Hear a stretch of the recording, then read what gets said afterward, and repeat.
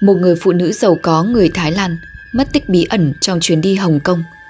12 ngày sau, cô ấy xuất hiện bất ngờ ở phòng máy lạnh tầng 33, tòa nhà thuế Vạn Trai. Nhưng đáng tiếc là khi người ta tìm thấy thì cô đã trở thành một xác chết vô hồn. Và trong tòa nhà thuế Vạn Trai, nơi được bao phủ dày đặc bởi camera quan sát, các điều tra viên không tìm thấy ai khả nghi. Mãi đến 3 năm sau, kẻ sát nhân mới ra tay thêm lần nữa, tấn công dã man nữ tiếp viên sân bay. Cuối cùng, nữ du khách Thái Lan giàu có bị sát hại 3 năm trước đã tìm được công lý. Và bây giờ, chúng ta sẽ quay trở lại năm 2005 để tìm hiểu về vụ giấu xác ở trụ sở thuế Hồng Kông. Làm thế nào mà người phụ nữ giàu có lại chết ở đây? Và tại sao xác lại nằm trong tòa nhà thuế, nơi tấp nập người đến và đi? Bằng cách nào kẻ sát nhân đã tránh được sự giám sát?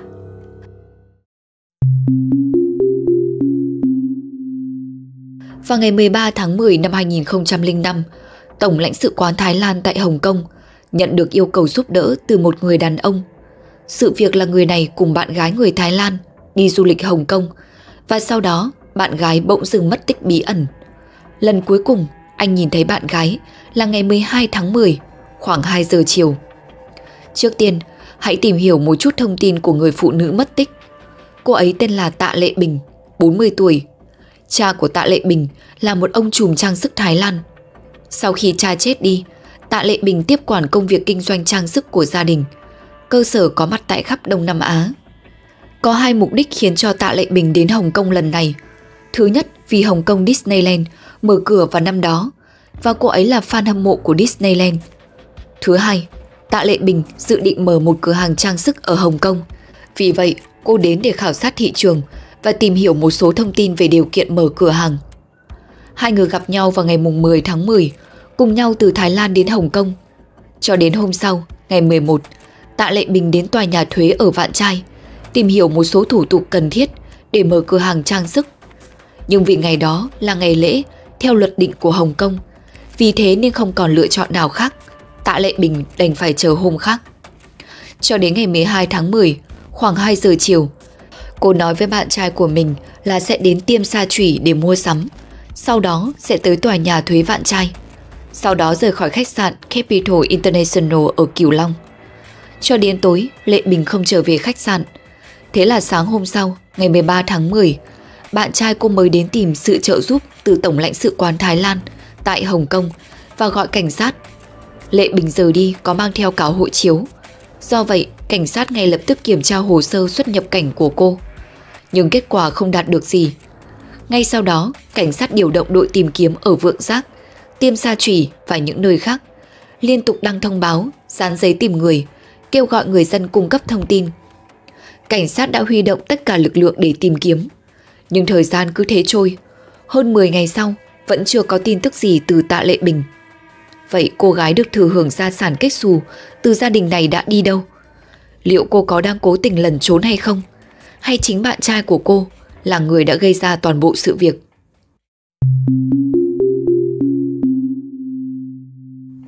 Ngày 24 tháng 10 năm 2005, bạn trai của Tạ Lệ Bình bất ngờ nhận được cuộc gọi từ cảnh sát. Họ thông báo rằng đã tìm thấy một người tại tòa nhà thuế Vạn Trai. Nhưng rất tiếc, khi được tìm thấy thì cô ấy đã chết. Chính vì vậy, cảnh sát muốn nhờ anh giúp xác nhận danh tính người đã khuất. Sau khi đến nơi, người bạn trai đó xác nhận trong đau khổ rằng thi thể đó chính là Tạ Lệ Bình. Vị trí được tìm thấy là tầng 33, tòa thuế Vạn Trai. Tầng 33 là văn phòng của Cục Bảo vệ Môi trường. Thi thể của Tạ Lệ Bình nằm trong phòng điều hòa. Vào ngày 24 tháng 10, nhân viên bảo trì điều hòa tại tòa nhà khi đến tầng 33 để kiểm tra, thi thể của cô gái xấu số được tìm thấy. Lúc đó, hai tay nạn nhân bị trói ra đằng sau bằng một sợi dây màu đen, mặc áo thun cổ tròn màu trắng, quần tây đen và cao gót đen, nằm trên cục gió điều hòa. Trên tóc có dính một ít máu và trên cơ thể có vết thương. Túi xách của Tạ Lệ Bình đã biến mất. Có 2 điện thoại, 2 thẻ ngân hàng và một ít tiền mặt. Nhưng điều kỳ lạ là một đôi bông tai ngọc trai và một chiếc bông tai vàng. Bên cạnh đó là chiếc đồng hồ Rolex đều không bị lấy đi. Kẻ giết người dường như mục đích không phải tài sản. Nó giống như là giết người để đánh cắp một số thông tin hoặc là bịt đầu mối hơn. Vì vậy, dựa trên manh mối, cảnh sát sơ bộ phân loại đối tượng và họ tin rằng có nhiều hơn một thủ phạm.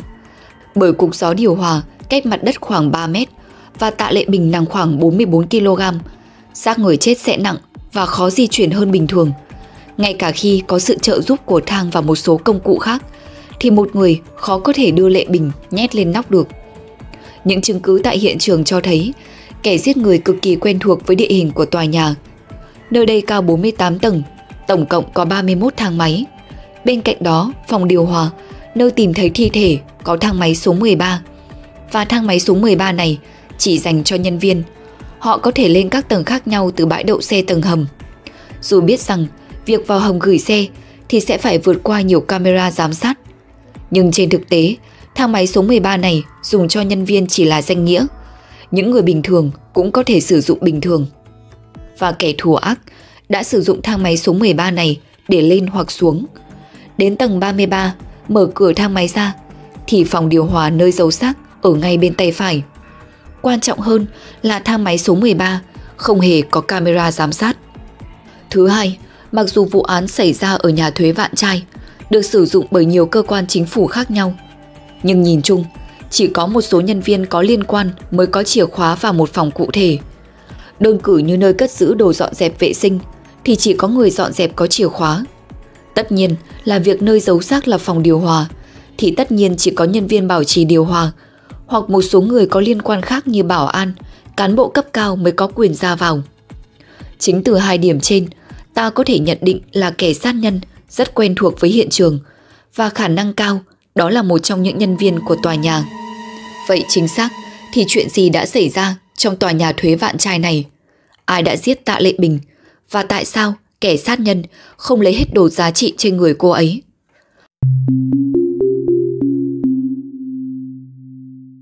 Mặc dù không có camera giám sát trong thang máy số 13, nhưng đây là tòa nhà thuế, nơi tập trung của nhiều cơ quan chính phủ. Sẽ có rất nhiều camera giám sát ở những nơi khác. Thế là các nhân viên điều tra lập tức thu lại tất cả các cột băng CCTV ở khắp nơi trong tòa nhà. Đồng thời cơ quan pháp y cũng đang tiếp tục tìm kiếm chứng cứ tại hiện trường giấu xác. Không tìm thấy nhiều vết máu tại hiện trường, nên các chuyên gia pháp y cho rằng nó đã bị ai đó cố tình xóa đi. Nhưng với việc sử dụng kỹ thuật vào điều tra, chuyên gia pháp y đã xịt một số chất tại hiện trường, sau đó dùng đèn hồ quang chiếu vào, thì tất cả vết máu sẽ được tìm thấy. Cuối cùng trong thang máy, trên con đường dẫn vào phòng điều hòa, họ tìm thấy vết máu. Bên cạnh đó, máu cũng được tìm thấy trên cửa văn phòng của Cục Bảo vệ Môi trường cùng tầng với phòng điều hòa. Chính vì vậy, cảnh sát nghi ngờ phòng điều hòa không phải là hiện trường vụ án ban đầu. Tạ Lệ Bình bị tấn công hoặc bị giết ở nơi khác. Sau đó cô được đưa lên tầng 33 bằng thang máy số 13 rồi bị kéo vào phòng điều hòa. Từ đó cảnh sát bắt đầu điều tra những nhân viên thuê ngoài làm công tác bảo dưỡng điều hòa và các cán bộ làm việc tại chi cục bảo vệ môi trường tầng 33. Trong quá trình điều tra, cảnh sát đã thu được manh mối hữu ích. Chỉ 2 ngày sau khi Tạ Lệ Bình biến mất, tức là vào sáng sớm ngày 14 tháng 10, có ai đó ở Đại Bộ đã sử dụng thẻ tín dụng của nạn nhân để rút tiền. Kẻ đó cố gắng rút 20.000 tệ, nhưng vì nhập sai mật khẩu 3 lần nên cây ATM đã nuốt thẻ. Cảnh sát kiểm tra CCTV của máy rút tiền đó. Họ tin rằng có thể bắt giữ được kẻ sát nhân bằng cách này. Nhưng thật không may, sau khi kiểm tra chi tiết, cho dù là camera quan sát ở cây ATM và xung quanh khu vực đó cũng không thể xác nhận thủ phạm là ai. Cuộc điều tra rơi vào bế tắc. Vì vậy, cảnh sát một lần nữa kiểm tra lại danh sách những người đã từng lấy lời khai để xem có tìm được thêm gì không.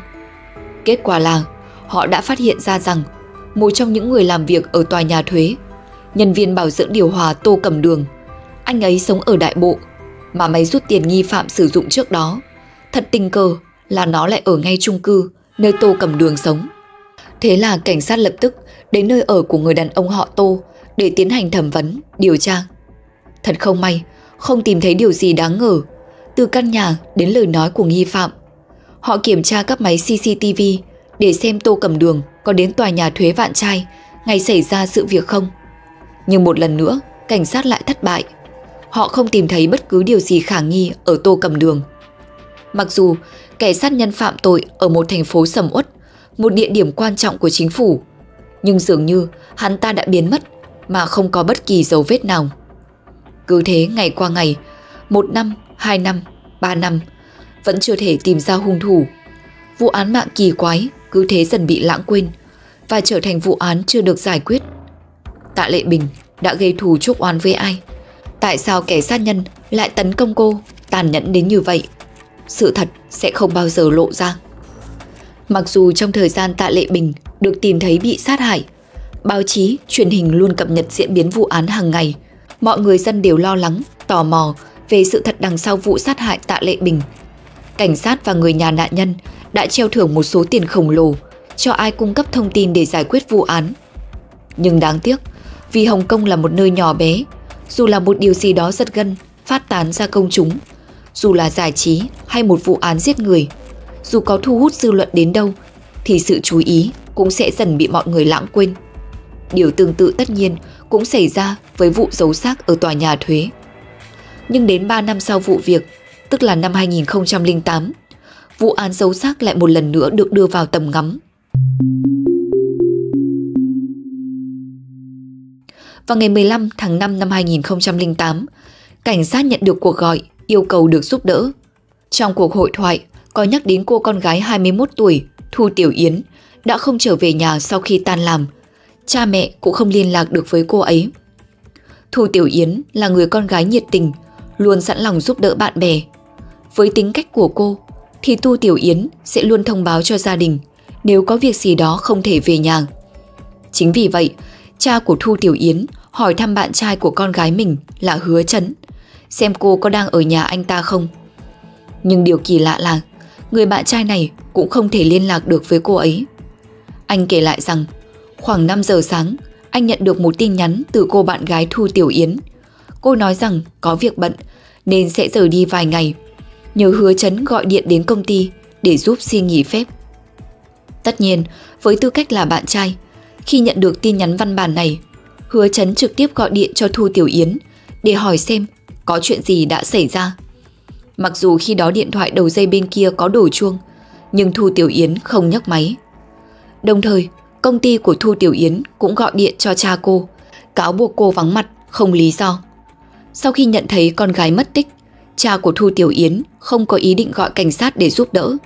Gia đình cố gắng tìm kiếm những địa điểm quen thuộc và trên núi, cho đến khi cha của Thu Tiểu Yến nhận được một tin nhắn văn bản có nội dung rằng: "Xin cha đừng lo lắng, con sẽ trở về nhà sau 3 hoặc 4 ngày nữa.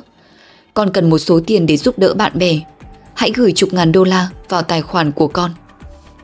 Khi cha của Thu Tiểu Yến nhận được tin nhắn này, ông nghĩ rằng có thể con gái thực sự đang gặp vấn đề về tài chính. Lo lắng con sẽ làm điều gì đó ngu ngốc, nên ông mới quyết định gọi cảnh sát để được giúp đỡ. Khi cảnh sát nhận được báo cáo, vụ việc sẽ được bàn giao cho đội điều tra người mất tích. Trước tiên, chúng ta sẽ tìm hiểu qua lý lịch của Thu Tiểu Yến. Thời điểm đó, cô ấy 21 tuổi. Sau khi tốt nghiệp đại học, thì xin vào làm nhân viên mặt đất tại sân bay. Đang hẹn hò với bạn trai Hứa Chấn, một đồng nghiệp ở sân bay. Điều đáng nói là, sau khi Thu Tiểu Yến chia tay bạn trai cũ, thì anh ta có tâm trạng thất thường, cần phải điều trị tâm lý. Thu Tiểu Yến sống ở làng Kim Sơn, Đại Bộ, Hồng Kông. Cha cô giữ vai trò trưởng làng. Thời điểm sau khi nhận được báo cáo từ người thân, cảnh sát đã phát động tìm kiếm người mất tích quanh khu vực làng Kim Sơn, kêu gọi người dân cung cấp thông tin. Nhưng đáng tiếc là không có manh mối nào. Vào ngày 17 tháng 5, 2 ngày sau khi mất tích, bởi vì Thu Tiểu Yến liên tục gửi tin nhắn đề cập đến các vấn đề liên quan tới tiền bạc, cha mẹ và bạn trai của Tiểu Yến quyết định đến ngân hàng kiểm tra xem thực sự cô có đang gặp vấn đề về tài chính không. Chắc chắn rồi, họ đã tìm được một vài thứ. Thu Tiểu Yến biến mất vào ngày 15 tháng 5, sau đó tối đa 20.000 tệ được rút khỏi tài khoản mỗi ngày. Tổng cộng 40.000 tệ đã được rút trong 2 ngày. Trên thực tế thì tài khoản của Tiểu Yến lúc này chỉ còn tầm 20.000 tệ nữa là hết. Cha mẹ của Thu Tiểu Yến và bạn trai Hứa Chấn đều lo lắng rằng cô ấy đang chịu áp lực tài chính nào đó, không thể suy nghĩ chín chắn. Một ngày sau, tức ngày 19 tháng 5, mẹ của Thu Tiểu Yến lại đến ngân hàng để kiểm tra tình trạng tài khoản của con. Bà phát hiện 20.000 tệ còn lại trong tài khoản đã bị rút. Dựa trên manh mối này, cảnh sát đã ngay lập tức tiến hành một cuộc điều tra chuyên sâu. Họ xác định rằng vào sáng sớm ngày 15 tháng 5, sau khi tan làm, cô bắt xe buýt E41 trở về Đại Bộ từ sân bay. Khi xuống xe, đi bộ về nhà thì gặp phải một tên cướp. Đầu tiên, chúng ta hãy nhìn vào con đường về nhà của Thu Tiểu Yến. Cô sẽ xuống xe buýt tại gần trạm cứu hỏa đường Tinh Cóc, Đại Bộ, sau đó băng qua cây cầu Kim Hà, rồi đi bộ dọc theo con sông. Cuối cùng là trở về làng Kim Sơn, nơi gia đình cô sinh sống. Con đường này vào buổi sáng sớm bình thường sẽ rất vắng vẻ. Vậy nên chưa nói đến phụ nữ, ngay cả đàn ông cũng sẽ thấy rất nguy hiểm. Chính vì vậy, như trước đó tôi đã đề cập, đây là nguyên nhân cảnh sát đã cố gắng tìm kiếm xung quanh khu vực làng Kim Sơn trước. Cho đến ngày 21 tháng 5, bạn trai của Thu Tiểu Yến nhận được tin nhắn văn bản từ máy của cô. Kẻ đằng sau lần này đã trực tiếp xác nhận rằng hắn đang giữ Tiểu Yến làm con tin. Gia đình và bạn trai buộc phải chuẩn bị số tiền 100.000 tệ để chuộc người về. Hắn còn nói thêm là nếu không có tiền thì sẽ giở đủ trò đồi bại với nạn nhân. Hứa Chấn trở nên lo lắng sau khi nhận được tin nhắn này. Anh lập tức liên lạc báo lại cho cảnh sát. Cảnh sát đã cố gắng trấn an rằng sẽ đảm bảo an toàn cho Thu Tiểu Yến, khuyên Hứa Chấn cần duy trì cuộc đối thoại với kẻ bắt cóc. Vì vậy, Hứa Chấn làm theo chỉ dẫn của cảnh sát, yêu cầu kẻ bắt cóc cung cấp hình ảnh của Thu Tiểu Yến. Bên cạnh đó là yêu cầu được nghe giọng nói của cô.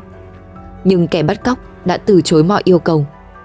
Giờ đây, Hứa Chấn và gia đình bạn gái không còn lựa chọn nào khác ngoài việc cố gắng chuẩn bị số tiền chuộc 100.000 nhân dân tệ, đợi kẻ bắt cóc báo thời gian địa điểm để chuộc con tin. Các bạn có nhớ trước đó tôi đã từng đề cập đến bạn trai cũ của Thu Tiểu Yến không? Là cái người mà sau khi chia tay, anh ta phải điều trị tâm lý. Anh ta tên là Chu Vĩnh Cường. Sau khi họ chia tay, anh ta rơi vào trạng thái tồi tệ, không có bất kỳ động lực nào để sống. May mắn thay, sau một thời gian điều trị tinh thần, Chu Vĩnh Cường cuối cùng cũng thoát khỏi những cơn đau nội tâm giằng xé sau khi chia tay. Nhưng vào ngày gia đình Thu Tiểu Yến nhận được tin nhắn từ kẻ bắt cóc, Chu Vĩnh Cường cũng gặp phải chuyện lạ. Công việc của Chu Vĩnh Cường là lái xe tải đi giao hàng.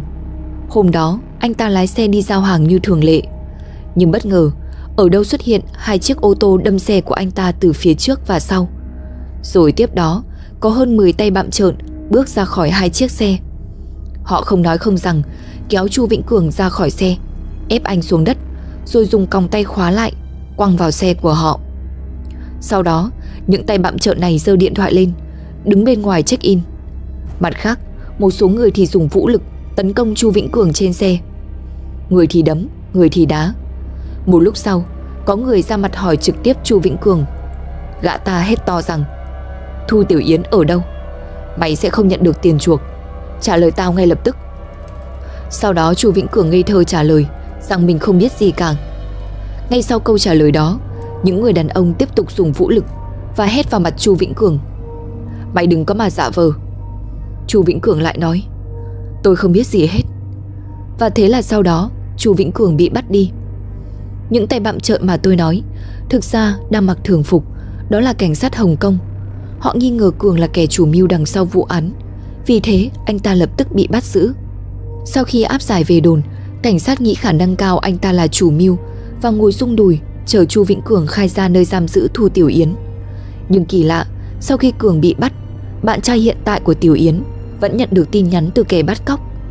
Vậy chẳng lẽ Chu Vĩnh Cường thực sự không liên quan gì đến vụ việc, mà cũng có khả năng là anh ta có đồng phạm cố tình gửi tin nhắn đánh lừa cảnh sát chuyển hướng điều tra. Lúc này cảnh sát cũng không nghĩ quá nhiều, hỗ trợ gia đình chuẩn bị cho cuộc trao đổi tiền lấy con tin. Sau đó, kẻ bắt cóc yêu cầu 100.000 tệ tiền chuộc phải đựng trong ba lô màu trắng, yêu cầu người bạn trai đến Vượng Giác vào đêm ngày 22 tháng 5 để giao dịch. Chúng gửi cho Hứa Chấn mật mã 72X. Vào đêm ngày 22, Hứa Chấn nhận được chỉ thị, mã 72X hóa ra là tên chuyến xe buýt. Anh được yêu cầu lên xe buýt đã chỉ định, đặt chiếc túi màu trắng chứa 100.000 tệ ở trên xe. Theo chỉ dẫn của cảnh sát, họ yêu cầu Hứa Chấn thực hiện đúng 100% lời kẻ bắt cóc nói. Mặt khác, cảnh sát vẫn luôn bí mật theo dõi chặt chẽ tình hình. Cuối cùng, một người đàn ông xuất hiện trên xe buýt và lấy tiền chuộc. Nhưng cảnh sát sau đó đã không bắt giữ hắn ta ngay lập tức, bởi họ vẫn chưa biết kẻ bắt cóc có đồng phạm hay không. Nếu hấp tấp mà ập vào bắt giữ, quả thực sự an toàn của Thu Tiểu Yến sẽ bị đe dọa. Và nếu hắn bị bắt mà không chịu tiết lộ vị trí của nạn nhân thì cũng rất nguy hiểm. Cuối cùng, hắn ta xuống xe buýt tại một ngôi làng thuộc Đại Bộ. Sau đó hắn đi đến tòa chung cư. Khi hắn bước vào thì cảnh sát cũng đồng thời tổng tấn công. 4 người đàn ông và một người phụ nữ được tìm thấy trong căn hộ. Bọn chúng bị bắt giữ ngay lập tức. Một số tài sản được tìm thấy trong căn hộ, trong đó có chiếc điện thoại của nạn nhân Thu Tiểu Yến. Nhưng rất tiếc, cô ấy không có mặt ở đó. Vậy lý do tại sao họ lại bắt cóc Thu Tiểu Yến? Mối quan hệ giữa họ với bạn trai cũ của cô ấy, Chu Vĩnh Cường là gì? Và những kẻ này đang giấu Tiểu Yến ở đâu? Và vụ giấu xác ở tòa thuế Vạn Trai có thực sự liên quan đến chúng hay không? Tiếp theo, tôi sẽ bóc tách để trả lời từng câu hỏi này.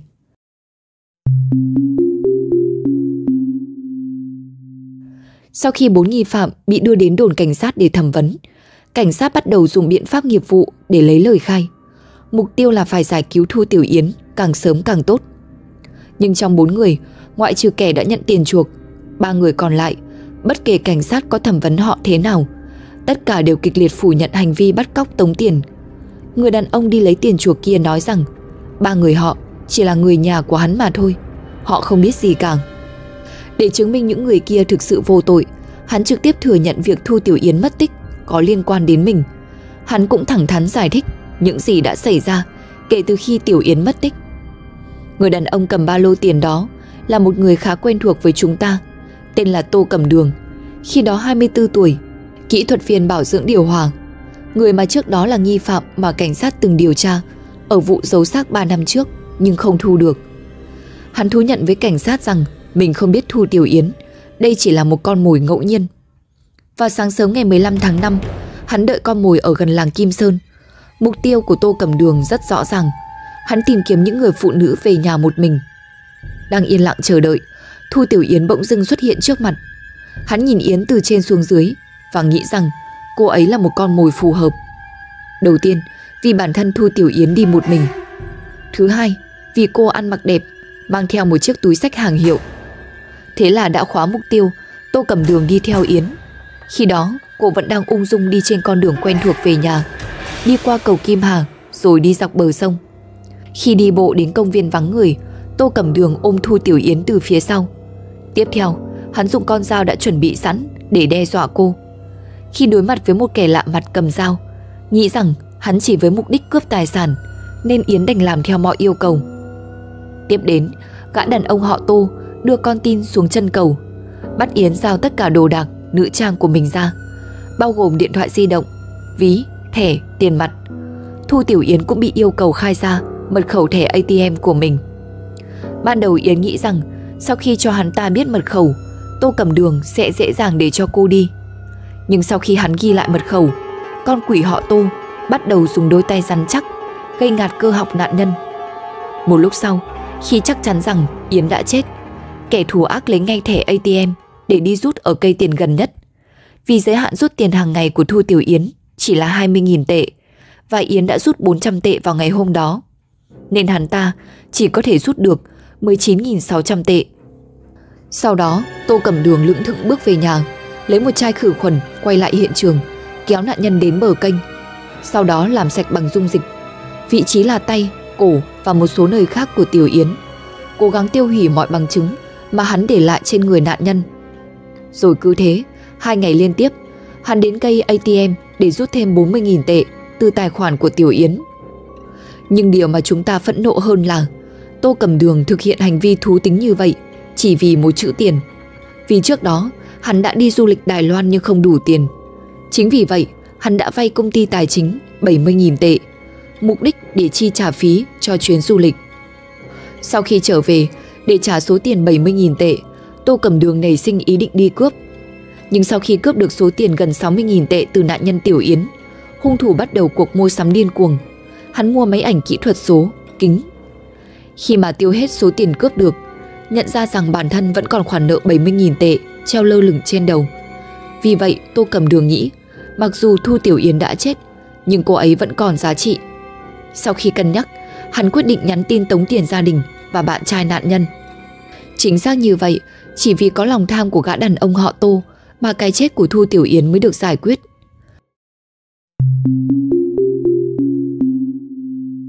Quay lại với trường hợp của bạn trai cũ nạn nhân Chu Vĩnh Cường, cảnh sát sau đó xác nhận rằng anh không liên quan gì đến vụ việc. Anh được khuyến mại khá nhiều trận đòn oan. Bản thân vừa vượt qua cú sốc từ việc chia tay bạn gái, giờ thì đến việc cảnh sát hỏi cung dùng vũ lực. Có lẽ tinh thần của Chu Vĩnh Cường lại bị tác động nặng nề. Sau cùng, Cường được chẩn đoán mắc tâm thần phân liệt. Trong quá trình cảnh sát điều tra vụ sát hại Thu Tiểu Yến, họ phát hiện mặc dù Tô Cẩm Đường không có tiền án tiền sự, nhưng cái tên này đã từng xuất hiện trong hồ sơ điều tra trước đây. Đó là vụ án chấn động Hồng Kông cách đó 3 năm trước, vụ giấu xác ở tòa nhà thuế Vạn Trai. Sau vụ sát hại Tạ Lệ Bình, thẻ của nạn nhân bị một kẻ cố gắng rút ở Đại Bộ, gần với chung cư nơi Tô Cẩm Đường sống. Cảnh sát từng đưa hắn vào diện tình nghi, từng đến nhà hắn điều tra, bởi hắn là nhân viên bảo dưỡng điều hòa mà tòa nhà thuế Vạn Trai thuê. Chính vì vậy, cho đến khi vụ sát hại Tiểu Yến bại lộ, cảnh sát nghi ngờ là hắn ta cũng có liên quan đến cái chết của doanh nhân Thái Lan Tạ Lệ Bình. Cả hai đều được rửa sạch bằng một loại dung dịch, và sau sự việc, thẻ ATM của họ đều được sử dụng. Điều tra viên đã hỏi thẳng Tô Cẩm Đường rằng mày có liên quan đến vụ giấu xác ở tòa nhà thuế hay không. Hắn ta kịch liệt phủ nhận điều đó. Vì vậy, cảnh sát chỉ có thể bắt đầu điều tra những mối quan hệ xung quanh nghi phạm. Cũng như phán đoán 3 năm trước, một người không thể đưa xác nạn nhân lên tận nóc cao 3 mét, nên có thể hắn có đồng phạm. Sau khi điều tra, một trong những người bạn của Tô Cẩm Đường, đó là Quách Chí Huy, bị đưa vào tầm ngắm. Ban đầu, Huy không thừa nhận mình có liên quan đến vụ án, nhưng theo thói quen, cảnh sát tiếp tục sử dụng biện pháp nghiệp vụ. Cuối cùng, Quách Chí Huy cũng đã thừa nhận vụ việc. Huy nói, vào năm xảy ra sự việc, tức ngày 12 tháng 10 năm 2005, nhận được cuộc gọi từ Tô Cẩm Đường đề cập đến việc đi làm trong tòa nhà thuế. Quách Chí Huy chạy đến đó ngay khi nghe tin có việc làm. Sau khi đến, hắn đi thẳng vào phòng điều hòa tầng 33. Mở cửa ra, Huy ngạc nhiên khi thấy có một người phụ nữ nằm trên mặt đất. Hắn liền hỏi Tô Cẩm Đường là đã có chuyện gì xảy ra. Đường đáp lại rằng đang tìm con mồi trong tòa nhà để cướp tài sản, và đã chọn được người phụ nữ ăn mặc đẹp này, tức Tạ Lệ Bình. Vì vậy, Đường đã chĩa dao vào Lệ Bình, đưa cô ấy đến phòng máy lạnh tầng 33, yêu cầu cô giao nộp đồ đạc và mật khẩu thẻ ngân hàng, sau đó giết cô ấy. Khi Quách Chí Huy nghe được Tô Cẩm Đường giải thích ngọn ngành sự việc, cả hai cùng nhau giở trò đồi bại với cô gái Thái Lan. Xong xuôi, chúng sử dụng dung dịch vệ sinh điều hòa để làm sạch cơ thể nạn nhân. Sau đó, cả hai giúp nhau nâng Lệ Bình lên nóc. Tẩu thoát thành công, cả hai lấy số tiền chiếm đoạt được đến Vượng Giác tìm gái bán hoa. Mặc dù Quách Chí Huy đã thú nhận sự việc với cảnh sát, nhưng không có bằng chứng thuyết phục, Tô Cẩm Đường sẽ khó bị kết tội. Chính vì vậy, cảnh sát đã thỏa thuận với Quách Chí Huy, người có liên quan đến việc di chuyển xác chết. Chỉ cần hắn đứng ra làm chứng chống lại Tô Cẩm Đường, cảnh sát có thể cho hắn ta vào diện nhân chứng được ân xá, không buộc tội hắn việc xử lý xác trái phép. Sau đó Tô Cẩm Đường, người bị cáo buộc có liên quan đến 2 vụ giết người, nạn nhân là nữ du khách, doanh nhân Thái Lan Tạ Lệ Bình, tiếp đến là nhân viên mặt đất sân bay Thu Tiểu Yến. Cả 2 vụ, hắn đều bị tuyên bản án chung thân. Chúng ta đều nghĩ rằng Hồng Kông là một nơi rất an toàn, CCTV ở khắp nơi. Nhưng chúng ta cũng cần phải nhìn nhận khách quan rằng tội lỗi sinh sôi ở khắp mọi nơi. Đặc biệt trong thời điểm kinh tế suy thoái như bây giờ, nhiều người sẽ trở nên lạc lối. Vì vậy tôi khuyên các bạn, khi trở về nhà một mình, bất kể ngày hay đêm, hãy tránh những con đường vắng, đừng đeo tai nghe để nghe nhạc, đừng vừa đi vừa sử dụng điện thoại. Bởi vì quanh chúng ta luôn có những biến số. Nếu người thân của chúng ta, họ cần phải đi qua khu dân cư thưa thớt nào đó mới có thể về đến nhà. Dù bận đến mấy, hãy cố gắng hết sức để đi đón họ. Câu cuối cùng của tôi là cần tắc vô áy náy.